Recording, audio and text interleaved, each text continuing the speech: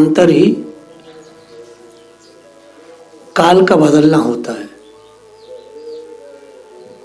कहते हुए काल बदल गया। लोग आपस में चर्चा करते हैं, भाई काल बदल गया है, अब वो काल नहीं रहा, अब ये काल है। बोले वो सतयुग था, द्वापर है, त्रेता है, अब कली है, काल बदल गया भैया। तो वैदिक साहित्य, वैदिक साइंस ये कह रहा है, जिसको वैदिक साइंस कहते हैं, मॉडर्न साइंस नहीं है ये, कि विषयों का बदलना ही काल बदलना है। माने काल तो वही है, वो नहीं बदला है, विषय बदल गए हैं। जैसे कोई जवान व्यक्ति है तो वो एकदम शरीर पर हिंसा करता, कुछ भी कर लेता है। वही जवान व्यक्ति जब बूढ़ा हो जाता है तो कहता है भैया काल बदल गया है, वो पुरानी बातें कहाँ रह गई। तो काल तो वही है, लेकिन वो विषय बदल गया है उसका, उसके शरीर के अनुसार, उस पदार्थ के अनुसार विषय बदल गया है। अब पदार्थ उसका शनि शनि क्षीण हो गया है तो उसको काल बदला बदला लगता है। काल तो वही है, काल तो ईश्वर का स्वरूप है, वो तो कभी नहीं बदलता, वो वैसे ही रहता है। काल बदल गया, काल नहीं बदला है, मनुष्यों के पदार्थ बदल जाते हैं शरीर रूपी। ये भागवत कह रही है। 10 प्रकार की सृष्टि को प्रकट किया ब्रह्मा जी ने, और ये आधुनिक जो सुकर साइंस है, मैं तो उसको यही कहता हूं, उसने भी कहा है भाई इतनी सृष्टि है। लेकिन आप आश्चर्य करेंगे, जो मनुष्य सृष्टि है, मानव जो है, तो मानव सृष्टि 9वीं है। 8 सृष्टि अलग है, 9वीं मानव सृष्टि है। वो 8 सृष्टि कौन सी है? देवता, पितृ, असुर, गंधर्व, अप्सरा, यक्ष, राक्षस, सिद्ध, चारण, विद्याधर, भूत, प्रेत, पिशाच, किन्नर, किम पुरुष, आश्वमुख, ये 8 प्रकार की है। और 9वीं सृष्टि मनुष्यों की है। अब हम लोग 9वीं सृष्टि का थोड़ा सा चर्चा करेंगे। रजो अधिका कर्म परा दुखेचे सुख मानी ना। ये 9वीं सृष्टि मनुष्यों की है, ये एक ही प्रकार की है। इसका आहार प्रवाह ऊपर से नीचे की ओर होता है, मतलब कि मुंह से खाता है ये। और मनुष्यों की स्थिति क्या है? रजो अधिका कर्म परा दुखेचे सुख मानी ना। मनुष्य रजोगुण प्रधान है, कर्म परायण है, और साथ में पता क्या है? दुख रूप विषयों में ही सुख मानने वाला है। माने मनुष्यों की कृति इस प्रकार से की है पर ब्रह्मा जी ने, कि कर्म परायण है, रजोगुण प्रधान है, और इसकी जो बुद्धि और मन है वो उन विषयों में है जिनसे दुख मिलता है। ये मनुष्यों की बात है। दुख रूप विषयों में ही इसको सुख मिलता है, ऐसा इसका आभास है। विषयों में सुख मानने वाला है जो व्यक्ति है, उसे मनुष्य कहते हैं। इस दुख में सुख का अनुभव होता है। अजीब है। प्रत्येक युग में एक एक विशेष धर्म का विधान पाया जाता है। तमे बाहुर युगम तजज्ञायत धर्मो विधीयते। प्रत्येक युग में अलग अलग धर्मों का विधान पाया जाता है। इस समय कली काल है, तो कली काल की जो व्यवस्था है, इसमें शुद्ध धर्म नहीं रह पाता। इसमें मिलावट मामला रहता है। जैसे ईसाई मत हो गया, जैसे मुसलमान मत है, जैसे सिख मत है, जैसे जैन मत है, यह मत है, वो मत है, बौद्ध मत है। शुद्ध वैदिक धर्म इस युग में होना असंभव होता है। भागवत स्पष्ट कह रही है, हर युग में एक अलग धर्म का विधान होता है, तो कली काल में इसी तरह का घालमेल मनुष्य को सहना पड़ता है। इस पूरी धरती पर कलयुग के अंदर किसी एक धर्म का वर्चस्व नहीं हो सकता। यह अवस्थाएं द्वापर, त्रेता और सतयुग की होती है। इस कली काल में घालमेल चलेगा। कभी आप उनको परास्त कर दोगे, कभी वो आपको कर देंगे, कभी ये कभी वो, बस यही चलता रहेगा। कभी आसमानी किताब, कभी जमीन की किताब, कभी तारों की किताब, तो कभी काय की किताब, कभी अग्नि की किताब। अजीब अजीब हरकत तो ये इस युग में रहती है। सबसे पहले अज्ञान की वृत्तियां जन्म लेती हैं, तत्पश्चात ज्ञान प्रकट होता है। ये कली काल का, ये शास्त्र का नियम है। भगवान ब्रह्मा से के क्रोध से रुद्र का जन्म हुआ है। भगवान ब्रह्मा से सनकादि ऋषियों का जन्म हुआ। बहुत बड़ी फेरिस्त है, उन सबको प्रणाम कर रहा हूं। जो मेन बात है उस पर आप आइएगा।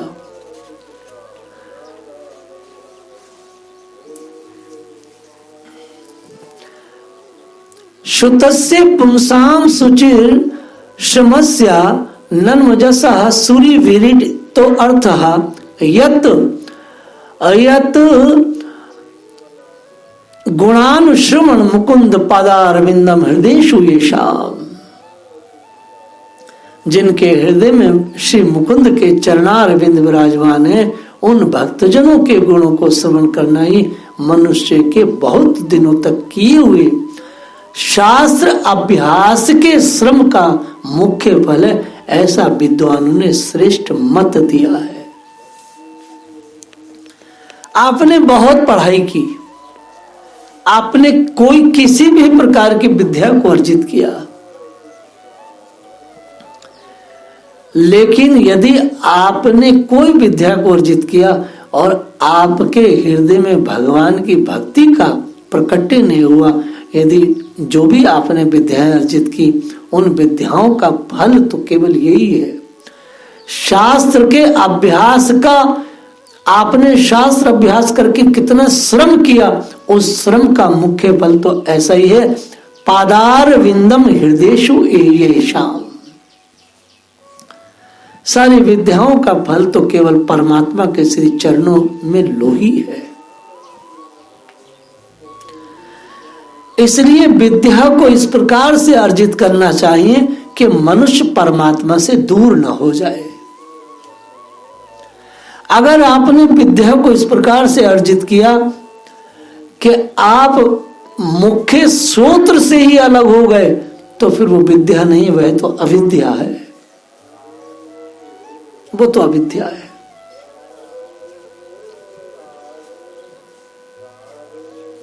एक बात बड़ी अच्छी कही।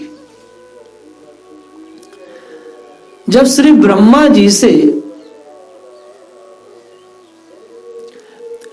शतरूपा और स्वयंभू मनु का जन्म हुआ, तो दोनों, ये जोड़ा पहला जोड़ा है शतरूपा और स्वयंभू मनु, और दोनों जोड़ा सामने खड़ा होकर बड़ी नम्रता से ब्रह्मा जी से प्रार्थना करते हुए कहा, तो मैं एकः सर्वभूतानां जन्म कृतवर्तित्व पितः अथापि न प्रजनानां ते से शुश्रूषा केन वा भवेत्। हे पिताजी, हे पूज्यपाद, मैं आपको नमस्कार करता हूं। आप हमसे हो सकने योग्य किसी ऐसे कार्य के लिए हमें आज्ञा दीजिए जिससे इस लोक में हमारी सर्वत्र कीर्ति हो और परलोक में सद्गति प्राप्त हो। कितनी सुंदर बात है। अथापि न प्रजनानां ते शुश्रूषां केन वा भवेत्। हे पिताश्री, आप हमें ऐसी आज्ञा दीजिए जिससे संसार में हमारी कीर्ति फले फूले और हमें अंत में सद्गति प्राप्त हो। यह श्लोक इसलिए मैंने बोला कि हर व्यक्ति को, हर शिष्य को हर बालक को, हर जीवात्मा को अपने गुरुजनों से केवल यही बात कहनी चाहिए कि आप हमें ऐसी आज्ञा दें जिस उस आज्ञा का हम पालन कर सकें और उस आज्ञा को मानने में हमारी कीर्ति बने, वह हमारा परलोक सुधरे। कितनी सुंदर बात है। कभी भी गुरुजनों से हिंसा नहीं करनी चाहिए कि हमें ऐसा आशीर्वाद दो। आशीर्वाद लेना है तो आशीर्वाद का यही तरीका, कितना सुंदर आशीर्वाद है।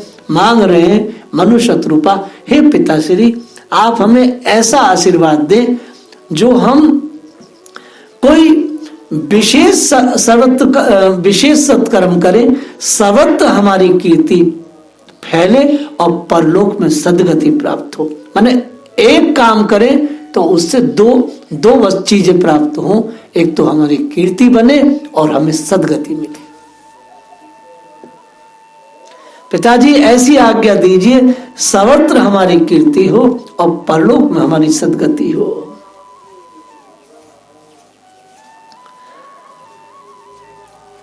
भगवान अस्ति प्रजा भर्तु ऋषिकेशु अनुतुष्यति।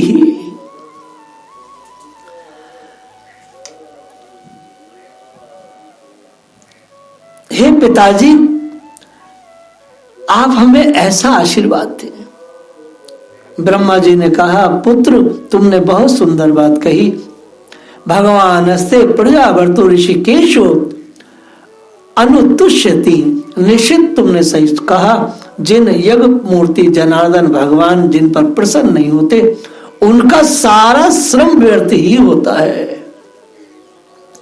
इसलिए पुत्र कर्म करने में ये बात ध्यान में रखनी चाहिए कि कर्म इस प्रकार से हो कि भगवान की तुष्टि हो और कीर्ति फैले और जगत का कल्याण हो।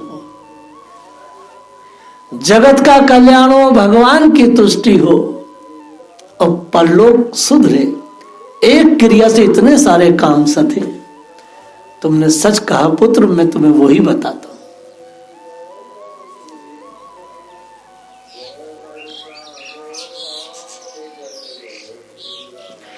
मनु जी ने कहा पिताजी पाप का नाश करने वाले कुछ ऐसे कर्म मुझे बताओ कि जिससे मैं तुरंत आपकी आज्ञा का पालन करूं। ब्रह्मा जी ने कहा पुत्र आप प्रजा को उत्पन्न करो, प्रजा का पालन करो। जब ब्रह्मा जी ने मनु जी से और शत्रुपा से कहा प्रजा का पालन करो, प्रजा को उत्पन्न करो, इससे पहले मानसी सृष्टि होती थी। मनु शत्रुपा से ही मैथुन आरंभ हुआ। तो पिताजी मैं प्रजा को रखूंगा कहां, धरती तो है नहीं।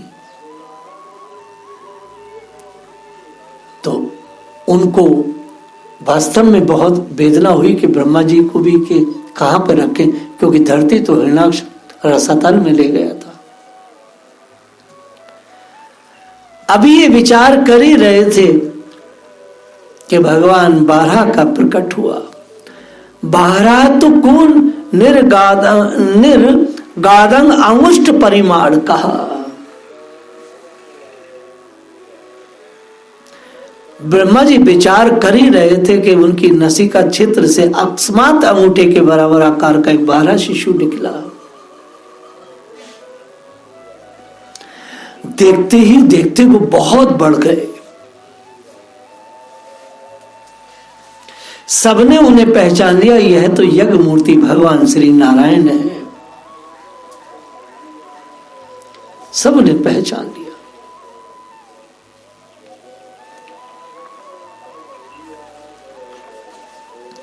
भगवान को कौन नहीं पहचानेगा।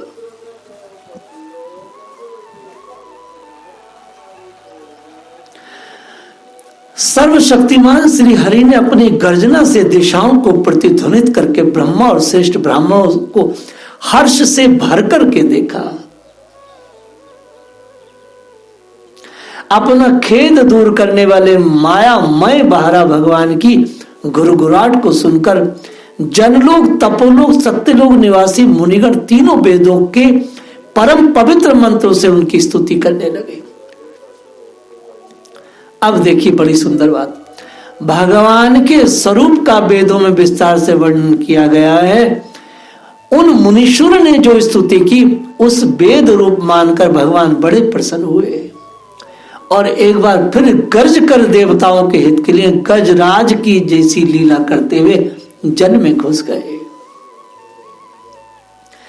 अपनी पूंछ को फटकारा, बादलों को छितर बितर किया। वह अपनी नाक से सूंघ सूंघ कर धरती का पता लगा रहे थे और भयानक क्रूर जान पड़ते थे। आप बहुत ध्यान से सुने। तथापि अपनी स्तुति करने वाले मारीची आदि मुनियों को जब उन्होंने देखिए दो चीजें एक साथ हो रही थी। भगवान जन्मे और भयानक क्रोध में थे और घुरघुराहट कर रहे थे। उनके रोंगटे क्रोध में खड़े थे। उनकी जो पूंछ थी वो ऐसे उठी थी और छोटी आंखें लाल लाल हो रही थी। ठीक है, 12 भगवान की। लेकिन मारीची इत्यादि जो ऋषि ब्राह्मण उनकी स्तुति कर रहे थे, तो स्तुति करते में वो दो चीजें एक साथ प्रकट कर रहे थे। एक तो वो बहुत ही भयानक क्रोध को प्रकट कर रहे थे और क्रोध को प्रकट करते हुए बीच बीच में ही जब स्तुति ब्राह्मण उनकी कर रहे हैं, तो ब्राह्मणों को, ऋषि मुनियों को बड़े सौम्य भाव से मुस्कुराते हुए उन पर कृपा दृष्टि कर रहे हैं। मतलब लगातार क्रोध कर रहे हैं और सारे जन लोग, तपलोग कपकपा रहे हैं, सब लोग भयभीत हो रहे हैं। लेकिन जो ऋषिगण उनकी उपासना कर रहे हैं, स्तुति कर रहे हैं, उनको मंद मुस्कान से देख रहे हैं और सबके प्राणों को इतना प्रेम दे रहे हैं, उनमें से कोई उनसे डर नहीं रहा है। एक समय में दो अभिनय वो कर रहे थे। ब्राह्मणों को के प्रति प्रेम लुटा रहे थे और भयानक राक्षस असुरों के प्रति अपना रोष व्यक्त कर रहे थे। एक साथ कभी कोई संसार में ऐसा हो सकता है कि एक समय में एक शरीर से दो चीजें प्रकट करे, प्रेम भी देवे, क्रोध भी करे? लेकिन ये भगवान है। भगवान क्या कर रहे थे? मुद्रक्षे विप्रान गुणतो विष विशल कमहा, बड़े भयानक थे और सौम्य दृष्टि से निहारते हुए उन्होंने मुनियों को देख रहे थे। मुनियों को सौम्य दृष्टि से देख रहे थे। ये बात जब मैं इसकी आवृत्ति कर रहा था आज रात को, तो मेरी आंखों में नमी आ गई कि भगवान क्रोध कर रहे हैं। क्रोध से जन्म हुआ है, विषाद से जन्म हुआ है। ब्रह्मा जी विषाद में है तो भगवान नसिका से निकले। विषाद से जन्म हुआ है और ठाकुर जी दो काम एक साथ कर रहे हैं। यद्यपि नरसिंह भगवान आए तो उन्होंने केवल क्रोध किया, वह सौम्य नहीं थे। सौम्य बहुत बात को है, लेकिन 12 भगवान क्या कर रहे हैं? 12 भगवान परम पूज्य प्रातिशमणि डोंगरे जी महाराज कहते थे कि 12 संतोष के प्रतीक है। 12 भगवान को देख करके संतोष प्रकट होता है छाती में, वह संतोष के प्रतीक है। तो 12 भगवान दो काम एक साथ कर रहे थे, क्रोध प्रकट कर रहे थे और ऋषि मुनि जब उनकी स्तुति कर रहे थे तो उनको सौम्य दृष्टि से देख रहे थे, उनको प्रेम दे रहे थे। जबकि नरसिंह भगवान की जब स्तुति चल रही थी तो उन्होंने किसी को प्रेम नहीं दिया। कितना फर्क है। वामन भगवान की स्तुति जब की गई तो उन्होंने किसी को प्रेम नहीं दिया, लेकिन संतोष के प्रतीक श्री 12 भगवान जब उनकी स्तुति की जा रही है तो उस समय प्रेम दे रहे हैं और साथ में क्रोध भी कर रहे हैं। कितनी बड़ी बात है। ये भगवान की बात है। भगवान एक ही समय में दोनों काम कर रहे हैं, एक ही समय में।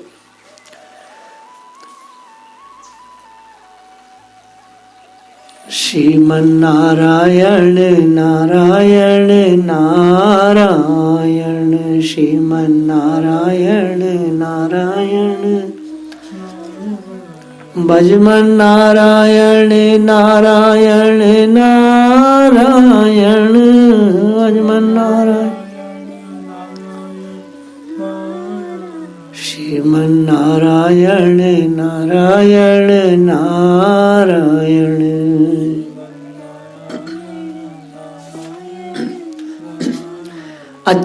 अच्छा, भगवान कोई भी स्वरूप धारण करे, भगवान बाहरा का स्वरूप धारण करे, भगवान मत्स्य का स्वरूप धारण करे, भगवान नरसिंह का स्वरूप धारण करे, मगर श्री लक्ष्मी जी उनके साथ रहती है।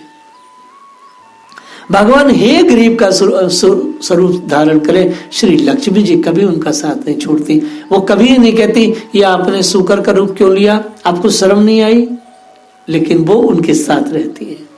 इतना प्रेम है श्री लक्ष्मी जी को भगवान से, वो कहीं जाए किसी भी स्वरूप में अपने आप को कन्वर्ट करें, स्थानांतरण करें, लेकिन वो उनको नहीं छोड़ती। बाहरा बने तो बाहरा लक्ष्मी, मत्स्य लक्ष्मी और नरसिंह लक्ष्मी, ही एक गरीब लक्ष्मी, लक्ष्मी कभी उनका पीछा नहीं छोड़ती। और भैया हमारे बामन देव ने तो विवाह किया ही नहीं, इसे बामन लक्ष्मी हम नहीं कह सकते। बोलो राधा रानी की जय।